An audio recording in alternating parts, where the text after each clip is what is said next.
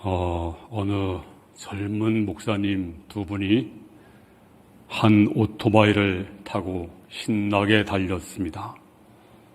스피드를 즐겼나 봐요. 그래서 과속을 했습니다. 당연히 경찰이 잡았습니다. 자꾸 보니까 아는 목사님들입니다. 그래서 경찰이 아리 목사님 이렇게 달리다가 사고 납니다. 오늘은 봐드릴 테니까 조심하세요. 그랬더니 뒤에 타고 있던 목사님이 괜찮아요. 왜요? 우리는 이 오토바이는 주님이 함께 타고 계십니다. 그래서 경찰이 뭐라고 했을까요? 두 분이 탄 게 아니고 세 분이 탔네요. 그러면 이거 위법입니다. 그리고 스티커를 발부했다고 합니다. 그냥 유머입니다. 오늘 본문에 보면 다윗의 그 불행한 사태가 증언되고 있습니다. 다윗이 말년에 또 한 번 범죄합니다. 그 범죄는 국가 전체 재앙을 가져왔습니다. 그 재앙이 뭘까요? 전염병이 들어서 하루아침에 7만 명이 죽어나갑니다. 하지만 다윗은 이것을 위대한 값을 치르고 또 위대한 기회로 전환시켰습니다. 그리고 위대한 미래를 열었습니다. 그러면 이 이야기가 무슨 이야기일까요? 우리 민족의 이야기가 될 수 있고 또 우리 자신 이야기가 될 수가 있습니다. 먼저 이 다윗의 그 불행을 한번 생각해 보겠습니다. 자, 이 다윗의 범죄는 어떻게 시작되었나요? 바로 그가 오늘 본문 성경에 보니까 인구 조사를 했습니다. 인구 조사는 죄가 아닙니다. 나라마다 통계청이 있잖아요. 그래서 정확하게 인구를 조사합니다. 그래야 정책도 세우고 나라를 잘 이끌어갈 수가 있습니다. 구약의 최초 성경이 모세오경입니다. 이 모세오경은 창세기, 출애굽기, 민수기, 그 다음에 레위기, 창세기, 출애굽기, 레위기, 그 다음에 민수기예요. 민수기의 뜻은 백성들의 숫자를 센다, 그런 뜻입니다. 그래서 민수기입니다. 백성의 수를 세는 것은 결코 죄가 아닙니다. 선한 목자는 100마리 양을 정확하게 세었습니다. 그리고 한 마리 양을 정확하게 알았습니다. 만약에 다윗이 이 시점에서 내가 섬길 백성들의 숫자를 어떻게 하면 이 백성을 잘 다스릴까, 그런 마음으로 숫자를 세었다면 아마도 칭찬을 받을 것입니다.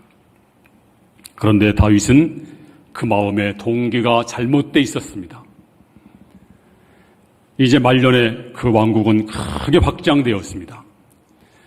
그 당시에 다윗의 나라는 세계 최강이었습니다.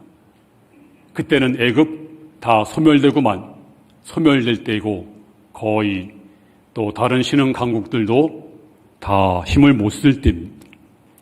적들은 다 사라졌습니다. 이제 다윗은 내가 성취해 놓은 이 나라를 좀 은근히 자랑하고 싶은 마음이 생겼습니다. 내가 이룬 나라 도대체 얼마나 큰가? 얼마나 힘이 센가? 내가 이룬 이 나라를 보라. 이 강력한 나라를 누가 만들었는가? 그리고 전쟁이 나면 이 나라 지킬 군인이 얼마나 되는가? 난공불락의 나라. 그래서 이제 신복을 지켜서 인구 조사를 하게 됩니다. 요압 장군에게 이렇게 말해요.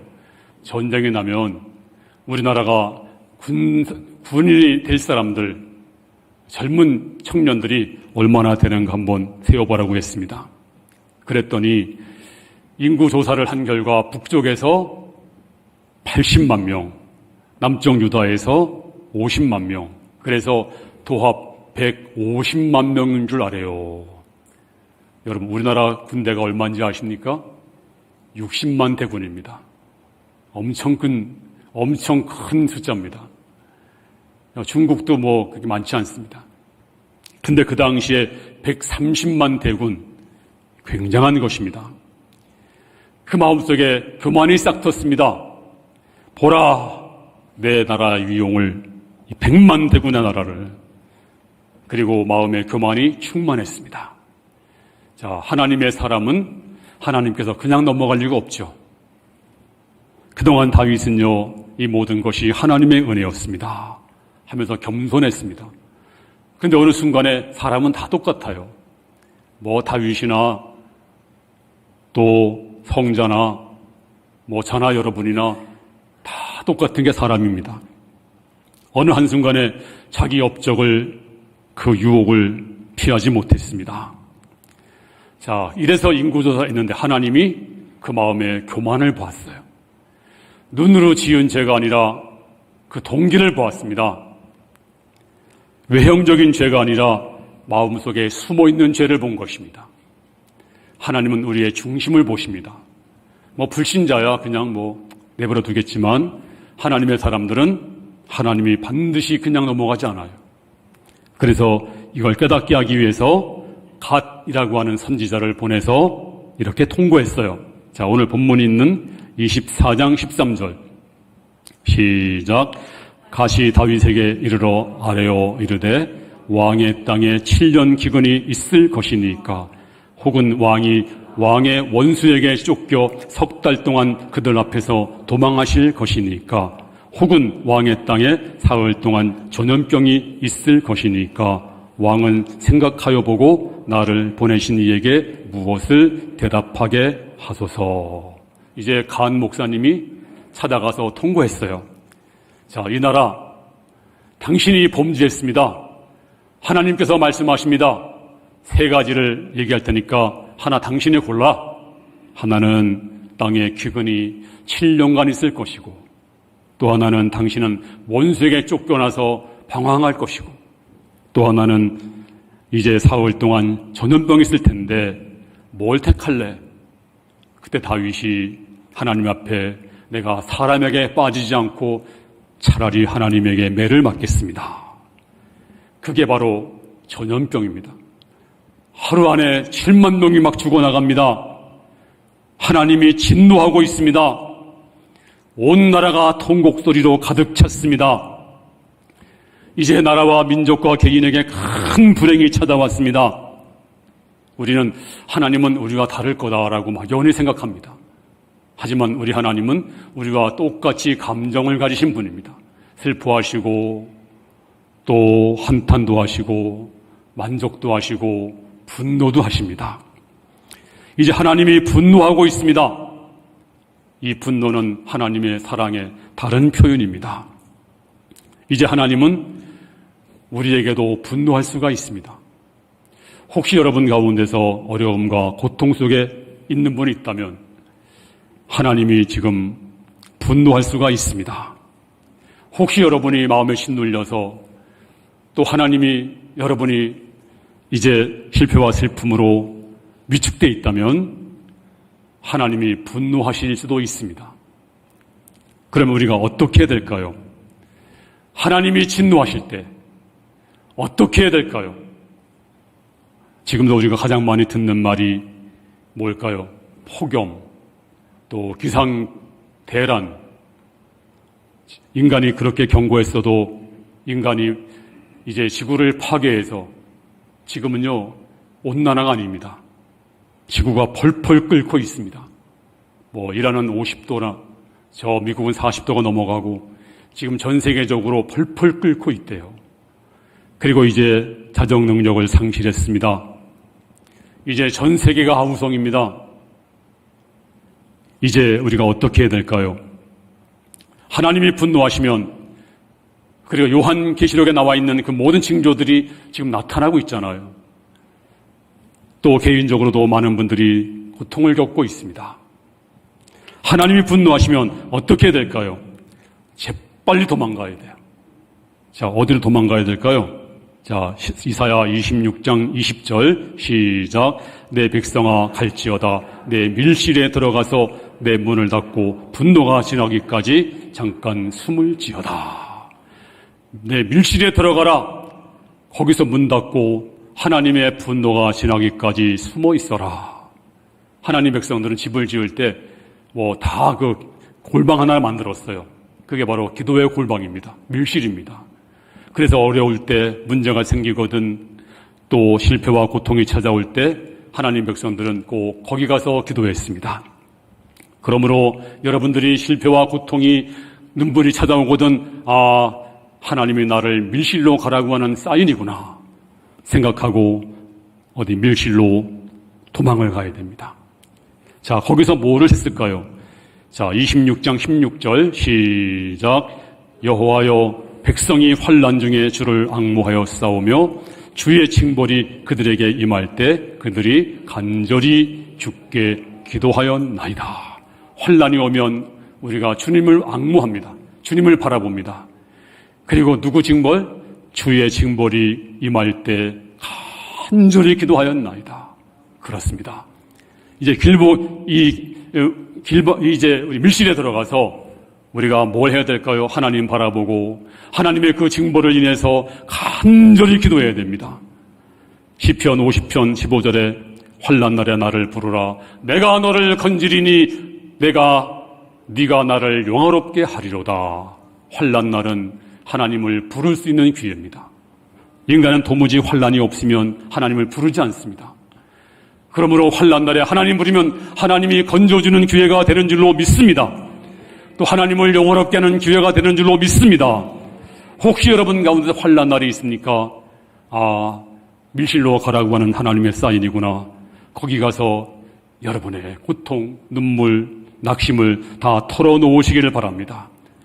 근데 거기서 가장 먼저 할 것이 뭘까요? 바로 회개입니다. 자, 이 간 목사님이 이제 통고했습니다. 그랬더니 다윗이 내가 누군데 이 나라의 심히 곧 법이고 왕인데 한낱 선지자가 날 충고해? 그럴 수가 있죠. 다들 그랬거든요. 근데 다윗은 그러지 않았습니다. 꼬꾸라지면서 이렇게 기도합니다. 17절 시작. 다윗이 백성을 치는 천사를 보고 곧 여호와께 아뢰어 이르되 나는 범죄하였고 악을 행하였거니와 이 양무리는 무엇을 행하였나이까? 청하건대 주의 손으로 나와 내 아버지 집을 치소서.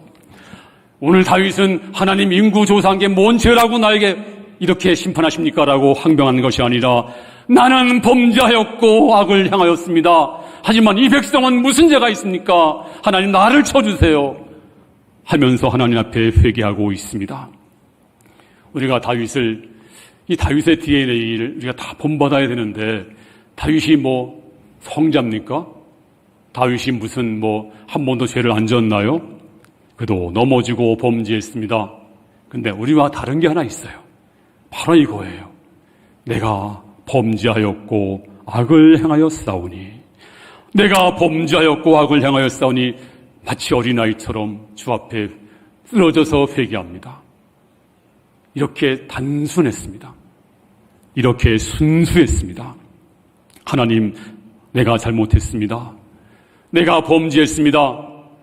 그래서 침상이 둥둥 뜰 정도로 주여 내 눈물을 주의 병에 담으소서.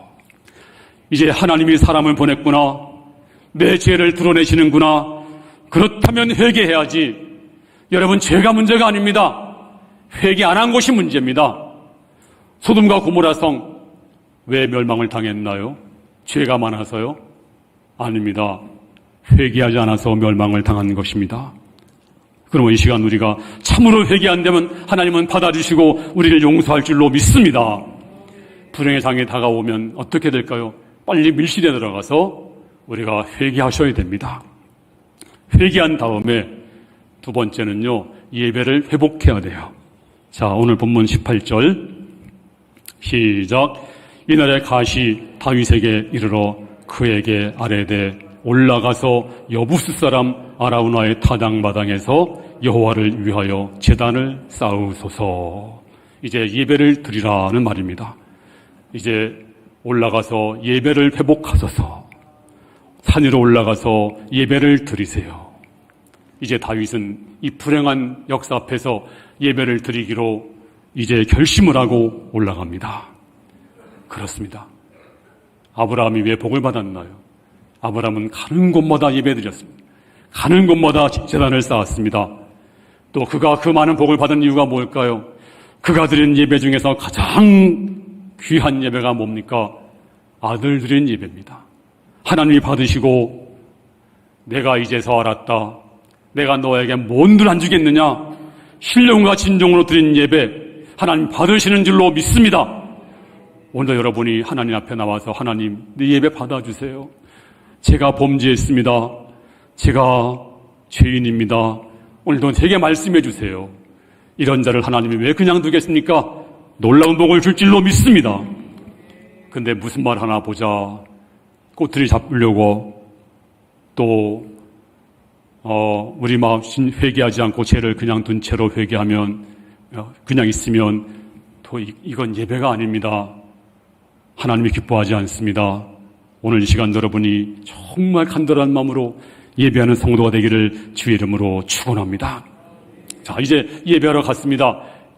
제사하려면 뭐가 필요합니까? 제물이 필요하고 나무도 필요하고 소도 필요하고 또 땅도 필요해요. 그래서 올라갔더니 아라우나라고 하는 사람의 타작마당이에요. 그래서 갔더니 왕이 그 아라우나가 너무 황성해서 왕이 왕림하시니 뭐 벌벌 떨잖아요. 이렇게 왕림하시니 근데 다윗이 말합니다. 내가 이 땅을 사야 되겠다.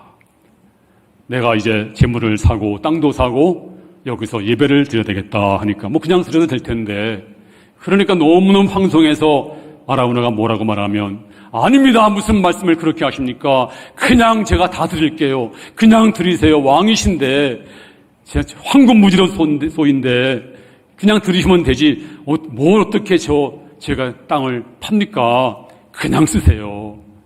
하지만 다윗이 이렇게 말합니다. 자, 24절 말씀 시작.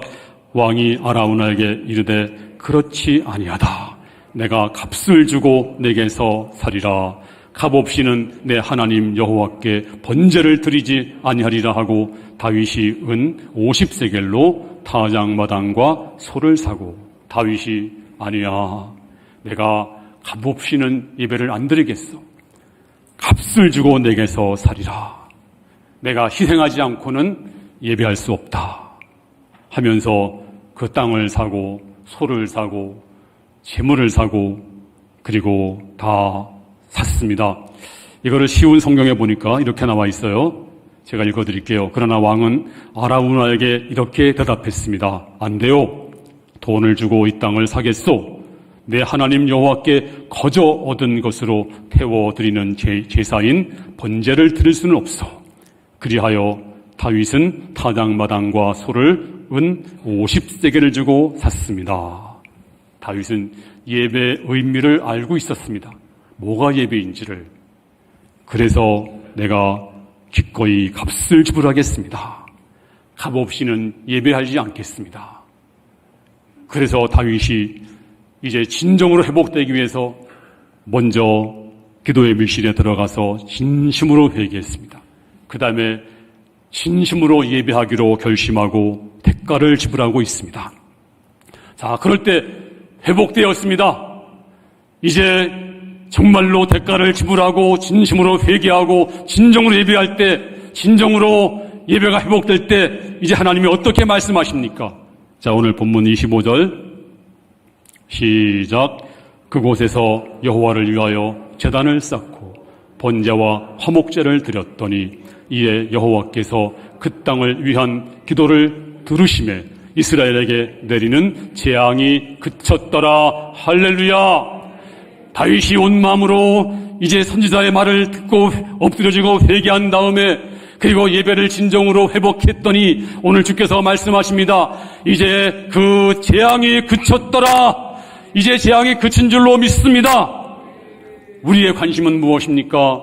언제 재앙이 그치나, 언제 고통이 그치나, 뭐 세월 가면 그치나, 막연히 그치겠지? 그렇지 않습니다. 오늘도 주 앞에 참회하고 진정으로 예배를 회복한다면 하나님은 여러분의 가정에 있는 여러분의 모든 고통에서 재앙을 멈춰줄 줄로 믿습니다. 여러분의 재앙을 다 거둘 줄로 믿습니다. 이 나라도 모든 재앙이 물러갈 줄로 믿습니다. 여러분의 모든 자녀에게도 그 모든 재앙을 다 회복시켜 주시고 이제 인도할 줄로 믿습니다. 우리 심령도 회복할 줄로 믿습니다. 할렐루야! 아무렇게나 드리면 안 돼요. 다윗처럼 내가 값을 지불하겠다. 이 번제가 뭘까요? 번제는 태워드리는 제사입니다. 그리고 매일 드리는 제사입니다. 기본적인 제사입니다. 지금으로 말하면 주일 예배. 그래서 다윗이 참된 번제 드렸더니 이제 회복되고 있습니다. 여러분들이 다 예배가 회복돼서 이 놀라운 복을 다 받기를 바랍니다. 1600년경에는요, 이 독일 교회가 굉장한 부흥이 있었어요. 왜냐하면 1517년에 루터가 종교개혁을 거기서 했고, 그래서 이제 교회들이 엄청 부흥을 했습니다. 그런데 이 교회가 점점 쇠퇴해서 독일 교회가 가장 먼저 망가졌어요. 그 망가진 이유가 뭐냐면, 여러 이유 중에 하나인데요. 이 교회 법으로 정했어요. 법으로. 해보니까 8월 달에 너무 덥잖아요. 8월 달에. 그래서 아예 공식적으로 한 달간 예배를 쉬기로 결정을 했어요. 그러니까 모든 교회들이 8월 달만 되면 교회 문을 닫았습니다. 목사님도 휴가 가고, 장로님도 휴가 가고, 다 교회가 텅텅 비고, 아주 그냥 당연히 8월 달이면 이제 한 달간 방학이다. 그래서 우리가 목장 방학하는 것도 마음에 걸려요, 사실은. 그런데 그다음부터 교회가 서서히 힘을 잃기 시작하더니 지금은 독일 교회가 말도 아닙니다. 정말 큰 문제입니다. 예배가 무너지면 나라가 무너집니다. 예배가 무너지면 교회가 무너집니다. 다음 세대가 무너집니다. 그러므로 오늘 우리가 다윗이 회복한 예배, 이 진정한 예배를 회복할 때 하나님이 역사할 줄로 믿습니다. 그가 드린 번제가 뭘까요? 바로 번제, 태워드릴 번자, 불사를 번자, 태워드리는 제사. 이제 다윗이 짐승이 타는 걸 보고 하나님, 내가 죽어야 되는데, 내가 저렇게 심판받고 태워줘야 되는데 나 대신 저 짐승이 타고 있네요. 하나님 용서해 주세요. 그리고 그 연기가 올라갈 때 하나님 나를 받아주세요. 내가 죄인입니다. 회개하면서 기도할 때 그 예배 하나님이 받으신 줄로 믿습니다. 우찌무라 간조 목사님, 그 유명한 일본의 목사님이신데요. 이분이 책에 보니까 이런 내용이 있어요. 어느 교회 중직자가 있었는데 이분이 그 교회를 이끌어가는 정말 믿음 좋은 우리나라 장로님이겠죠. 근데 이분이 큰 과수원을 합니다. 엄청난 과수원. 몇백 주가 아니고 몇천 주. 큰 과수원을 하고 있는데, 근데 메뚜기도 한철이라고 가을에 눈코 뜰 새 없잖아요. 그래서 하나님 앞에 눈을 질끈 감고, 하나님, 메뚜기도 한철인데 제가 주일날 너무 바빠서 이번 주일하고 한 다음 주일 정도 제가 주일을 이제 못 가겠습니다. 할 수 없습니다. 대신에 이제 추석하면 하나님께 많이 드리겠습니다. 그렇게 기도하고 나서 주일날 이제 교회를 안 간 거예요. 일하다 보니까 갑자기 그냥 벌레가 생기더니 막 사과를 파먹기 시작합니다. 놀래가지고 그냥 농약을 치고 별걸 다 해도 안 되는 거예요. 그날 밤에 장로님이 깨달았어요. 하나님의 징계로구나. 그래가지고 집에 가지 않고 과수원에서 두 손 들고 무릎 꿇고 하나님 앞에 회개합니다. 하나님, 내가 교회 중직자로서 주의를 범했습니다. 하나님 용서해 주세요. 다시는 그러지 않겠습니다. 하나님, 벌레가 다 먹어도 좋아요. 이제 깨달았습니다. 하면서 밤새 눈물로 콧물로 기도합니다. 날이 밝았습니다. 날 밝았는 새벽에 갑자기 새떼가 구름대같이 몰려옵니다. 그러더니 그 벌레를 다 잡아먹었대요. 그래서 그때 장로님이 깨닫고 그 다음부터 주일 예배 번제 하나님 앞에 잘 드렸다는 그런 얘기입니다. 또 어느 장로님은 이런 간증을 했어요. 이번에 집사 때인데 가정사가 복잡해서 교회를 쉬었대요. 한 몇 년간. 방황하다가 술집에 가니까 손님은 없고 마침 그 술집에서 굿을 하더라는 거예요. 근데 그 술집이 단골 술집이니까 손님이 딱 2명. 그래서 이제 구경 삼아 옆에 앉아 있었는데 무당이 막 굿을 하다가 여기 예수님이가 왔구만. 굿이 안 돼. 빨리 나가. 막 화를 막 내는 거예요. 그래서 장로님 그 집사님이 자기는 아니거든요. 교회 떠난 지가 벌써 몇 년인데 예수 안 믿는데 교회 안 다니는데 그래서 옆 사람한테 너한테 하는 소리 같은데 그러니까 나 불교인이냐. 나 불교 절 다녀 그러는 거예요. 그때 이 집사님이 내가 교회 떠난 지 수년이 됐는데도 성령님이 내 안에 계시고 예수의 영이 내 안에 있구나. 하나님 잘못했습니다. 하고 교회로 돌아갔답니다. 그리고 교회 장로님이 되었대요. 그렇습니다. 이 시간 우리가 어떻게 회복되나요? 바로 예배가 회복돼야 됩니다. 오늘 여러분이 정말 예배가 회복되면 하나님이 응답하시고 크고 비밀한 일을 보여줄 줄로 믿습니다. 할렐루야! 이제 하나님 앞에 이 시간 우리가 회개할 시간입니다. 그리고 이제 어떻게 회복이 될까요? 하나님 회개합니다. 내가 범죄하였나이다. 내가 악을 행하였나이다. 하나님 용서해 주시옵소서. 진정으로 회개하고 그리고 진정으로 주 앞에 예배가 회복될 때 하나님은 큰 역사를 우리 갈보리교와 여러분에게 주실 줄로 믿습니다. 자, 이럴 때 하나님 주신 축복을 보겠습니다. 자, 역대하 3장 1절 말씀. 시작. 솔로몬이 예루살렘 모리아산에 여호와의 전 건축하기를 시작하니 그곳은 전에 여호와께서 그의 아버지 다윗에게 나타나신 곳이요 여부스 사람 오르난의 타작마당에 다윗이 정한 곳이라. 이제 예배했던 그 장소, 이 오르난의 타작마당이 아라우나 동일인입니다. 동일인. 거기가 바로 하나님의 성전터가 되었습니다. 다윗이 성전터를 사면서 훗날에 여기 성전 될 거야. 그런 생각을 했을까요? 안 했어요. 근데 하나님은 미리 아시고 다윗의 헌신과 예배를 보시고 이제 다윗은 몰랐지만 하나님이 예비해 주신 줄로 믿습니다. 여러분의 기도, 여러분의 눈물, 여러분의 헌신, 헌금, 봉사 이 모든 걸 지금 여러분이 몰라도 하나님은 기억하세요. 자, 성경 말씀 시편 20편 3절 시작. 내 모든 소대를 기억하시며 내 번제를 받으시기를 원하노라. 오늘 여러분의 신령과 진정으로 드린 예배 하나님이 기억하시고 여러분의 헌신, 여러분의 헌금, 여러분의 봉사, 여러분의 눈물 하나님이 다 기억하시고 마치 다윗이 생각도 못했지만 이것이 하나님의 성전터가 된 것처럼 하나님이 여러분이 드린 모든 걸 기억하시고 여러분에게 놀라운 회복과 축복을 베풀어 주실 줄로 믿습니다. 할렐루야.